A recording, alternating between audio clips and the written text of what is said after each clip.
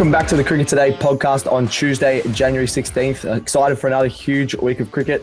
I'm your host, Liam McAllion, also known as the Stats Guy. I've got my purple hat on, rocking the Canes. We went to the game last night. The Canes got a solid win.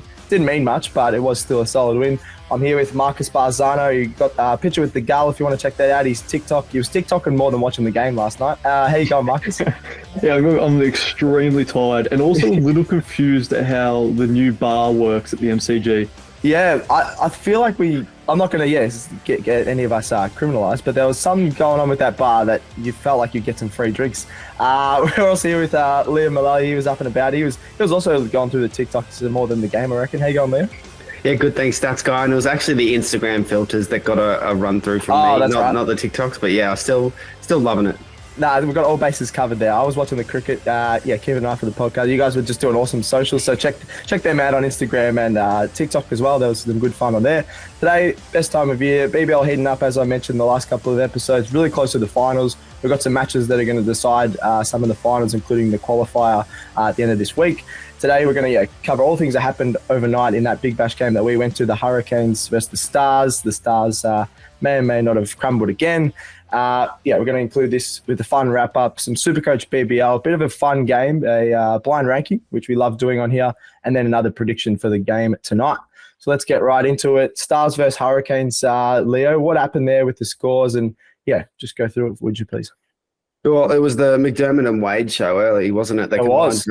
86 at the top, and sort of the Stars did well to pull it back a bit. Dan Lawrence bowling right arm, who knows what. Took 4 for 35. Coulter was great too, 2 for 18. Hurricanes made 8 for 187. I thought it was about par in the end, maybe a little under. The pitch looked really good to bat on. And then the Stars, 4 for 180. I think Webster, 55, not out. I think that was off about 43 balls. Yep. Could have probably gone a bit harder earlier. But that's being super critical. And he was obviously accompanied by Maxi and Stoyne, who had some nice, cameos. Maxi with 32, Stoyne with 48. But who was the slog of the night, gents? Well, obviously, if the Hurricanes got over the line, we're going to go generally, even they're just their opening pair, but we'll go Matthew Wade, 63 or 41.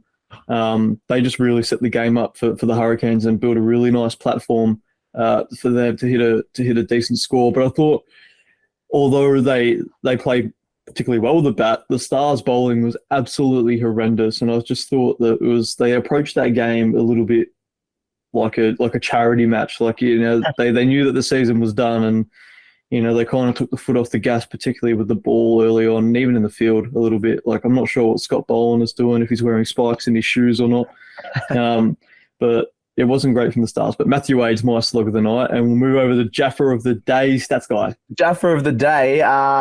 Leo didn't want to put this one in. He wasn't bowling great, but I got to put him in if you're getting 4 for 35. I don't care if you're bowling right arm, help yourself, or you're bowling absolute darts at the stumps. I feel like you got to get in this segment if you're getting 4 for 35. I'll give a quick shout out to Nathan Ellis. I think you wanted to put him in there, Leo. He was really good, steaming in. I feel like Hurricanes have a few bowls like that they're always giving 100%, going really hard.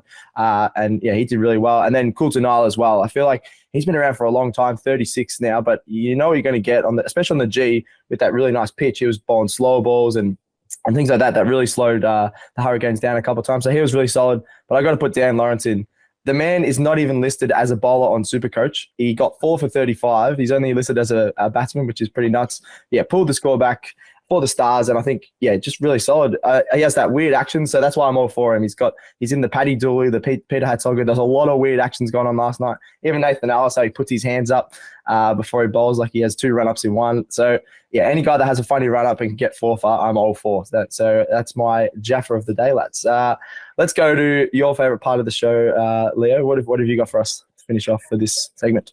Well, moral victory of the night. My bad. It was pretty slim pickings, I thought, last night. Not much really happened that caught the eye, but I just put us in for going to the cricket. Had a good time. A lot of fun. I thought of the Big Bash. The entertainment I thought was top notch. Crowd was some good value, I thought. It was 22,000 for a dead rubber game. So I just put us into just going to a dead rubber and having a good night. Yeah, I do respect the Stars. Like, I know we'll just say 22,000 or so, but I think that's pretty solid for a game that neither team ended up going to make finals. I did think a few people on this train thought the Stars could make finals before the game. I don't know what they were doing, but I think it was pretty solid and definitely a moral victory. We'll take a moral victory. We sound like a bit English tonight, but that's all right. All right, that's our wrap up. That was a bit of a dead rubber, but Hurricanes got over the line pretty convincingly, or sort of in the end, because the Stars needed 24 off that last over. We thought Marcus's man, Hilton Cartwright, might be able to hit some more sixes, but Bo Webster made it tough for him with that really slow strike rate. All right, let's get into a blind ranking, a bit of a fun game that we like to do on this show. Marcus has got a bit of a strange one. He's cooked, so let's see what he's got for us. Yeah, I was cooking a little bit last night with the TikToks, ranking some fielding positions, and I noticed you guys haven't chipped in, haven't done that yet. Ooh. Haven't done that, so it's your turn to rank some fielding positions. All right. So first up, extra cover. Extra cover. 3. I think 3 stats guy. 3. I don't mind a bit of extra cover. It's a good position, isn't it? I'm happy to put it 3. Yeah, start with 3. Good 3. Yeah. All right. Extra cover in 3, and we'll move on to mid wicket. Mid wicket. It's pretty mid. I'm gonna say 5. 4 or 5. I reckon 4. I reckon he's going to save us a bad one. But I'm just worried that there are better ones. Yeah, I'm thinking of the star players in those positions. So I'm not thinking mid wickets up there. But what do you reckon, 4? I think 4, because he could throw us backstop here. So that's a good call. Yeah, we'll go 4. Well, that's a bit harsh. Mid wicket's one of my favourite pulsies. I'll go second slip. That's got to be 1. You're in the corner. Oh, yeah. I love gully or. I will go cordon, because if you're going through even local cricket, it goes the slip. If you're in the cordon, you're the alpha dog on the pitch, aren't you? So we'll go we'll chuck it 1. Why not? It's got to be We'll move on to mid off. Oh, that's 4. That's where you send either your bowler or your bad fielder, I reckon. Mid off is also like you got the responsibility to shine the ball and make sure it looks good before you give it to the bowler. So there's a lot of pressure on. There's a lot of pressure on. If it's not swinging, it's on mid off. So I reckon we put it 5. Yeah, I'm happy with 5. I feel like that's all they're in the team for, shining the ball. They might have the towel in the back pocket as well. So you got to give the ball to the guy with the towel. So yeah, I'm happy with 5. That's a pretty boring position. And last but not least, we'll finish off with point. Oh yeah, 2. Point's good. We've nailed it. What do we got left? No. I don't even know. That's it. 2. Oh, lovely. Yeah. So what's our order in the end? It was I'm trying to remember. Second slip was first. Point second. Extra cover 3rd. Mid wicket 4th. Mid off 5. We nailed it. Yeah. I'd rank it like that. Yeah, I think we absolutely nailed that. That's pretty good, lads. Not gonna lie, that's pretty good. What would you put number 1, Marcus? It have to be second slip. Second slip. You can just chat with the blokes next to you. You don't really have to be in your own mind.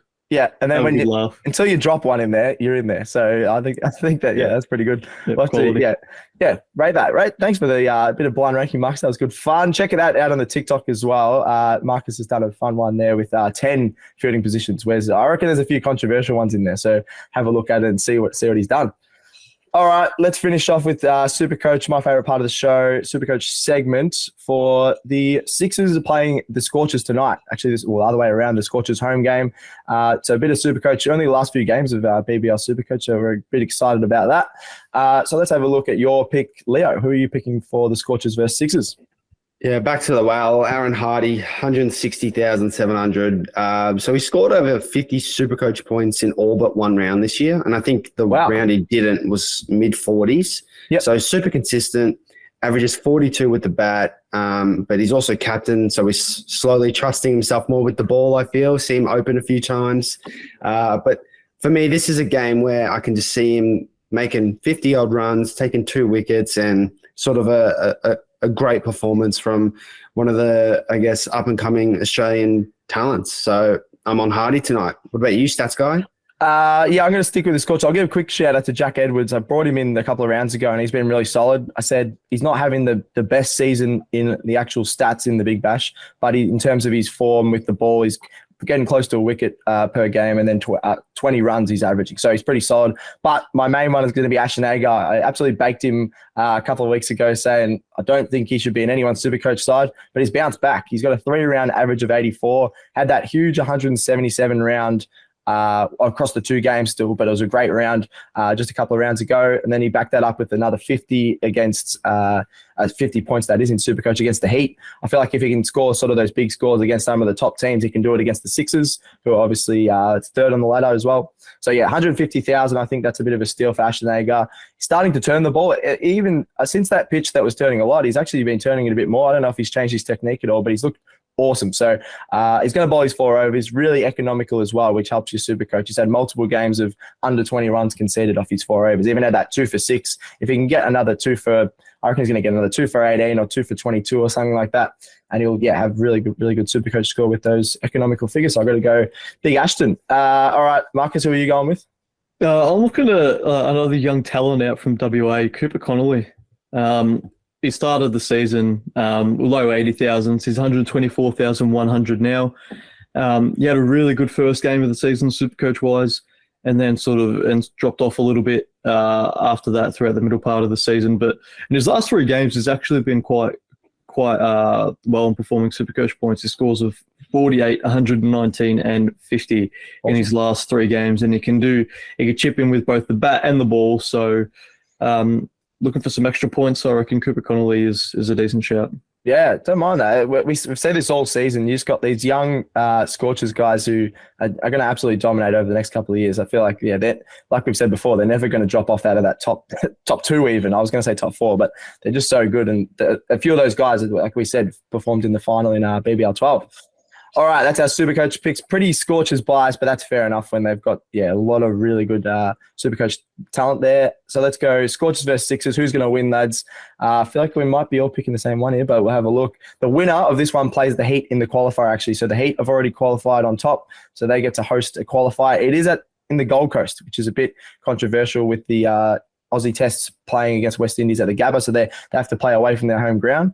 But this one, they'll want to go straight into the qualifier to go straight to the granny from that one. So who's going to win the Scorchers versus Sixers, Leo? Yeah, I think Scorchers will win this one. I believe it's at their home ground. I think it'll be close, though. I think, obviously, we've picked all Scorchers players for Supercoach, so we are leaning one way. But Sixers are a fantastic team, and this will be close. And there's a lot on the line here because if you lose, you're in an elimination final, really. So you want to have that second chance in a final. So, this will be both teams trying to bring their best, trying to impress. And, I think Scorchers will come out on top. Yeah, no, I reckon that you're spot on. I'm going to agree with you there. I'll quickly go into mine. Scorchers as well. I feel like if this was at the SCG, I might have lent towards the Sixers, but Optus Stadium, they haven't lost for the last couple of seasons there, the Scorchers. Perth just absolutely buzzing. Like they get bigger, double the crowd there for a T20 Big Bash game than the Test matches. So they absolutely love it over there, and I feel like the crowd plays a big part. And they've just got so many young guys that are stepping up. You got Hobson stepped up the other game. They don't just rely on Hardy or sort of like the strikers rely on Matchot a little bit and really lean at the top of the order. They can just make scores throughout their whole batting lineup. So I'm going to go the Scorchers in this one. What about you, Marcus? Yeah, well, I think obviously Cricket Australia didn't really have any faith in the Brisbane Heat finishing on top. I think a little bit of Leo's mindset there, because I think that's very stiff for them not to be rewarded with the home final after definitely losing just one game so far this season, and that was against the Scorchers, who sit second and have won multiple Big Bash titles. So I think they were pretty stiff, but the Scorchers for me tonight at home will just prove too strong. Yeah, no, I couldn't agree more. You're right. The Heat are bloody stiff. They love playing at the Gabba. It's been pretty rowdy there. They've had some big crowds, and they love playing on that pitch, especially Xavier Bartlett. So it'd be interesting to see when they haven't played there all season if they can just quickly adjust in that qualifier. So I'm already excited to watch a bit of the Big Bash finals, which isn't far away. I think it starts this Friday, if I'm not mistaken. So we'll be up and about for that. We're going to do a bit of a live stream even for the final, I'm pretty sure. So we'll keep you posted with that. We're going to have a bit of fun with the Big Bash finals. All right, that's it for the Cricket Today show. We had a bit of everything there. We'll be back with this tomorrow. So get right around the show. Subscribe on your podcast apps, Spotify, Apple Podcasts, etc. Like and review it, would you? Chuck a follow to Cricket Today and Cricket Today AU all over the socials. That's Facebook, Instagram, TikTok, and X. Check out Football Today and Football Today Pod on all the socials as well. We're doing some fun stuff there. EPL continues this weekend, and we're going to talk a bit about the Asian Cup, a bit about so much football around the world going on. So we're absolutely pumped for that. Send in any questions via the socials, anything you want to chat to us about. Have you got Marcus's TikToks, Leo's Instagram Reels, or anything you want? You just have a go at us. See if we've picked the right fielding positions, anything. I think that's it. Thank you, Marcus. Cheers, Disco. Thanks, Leo. Thanks, Stats Boy. Oh, that's rude. Thanks, Gerald, for producing. Thanks to me. That's another episode of Cricket Today done. We're out.